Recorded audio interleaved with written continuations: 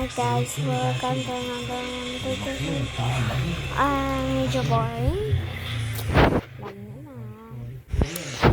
So, ngayon ang gagawin natin ay mag-video muna.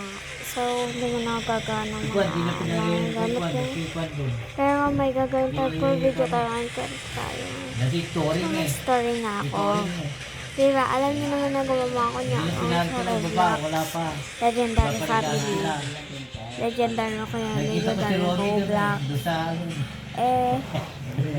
Medyo bad trip lang ako ngayon kasi medyo yung pag-post namin. Kakamali po kami, cut kami ng cut sa Brookhaven. Salamat po sa pag-suporta dyan.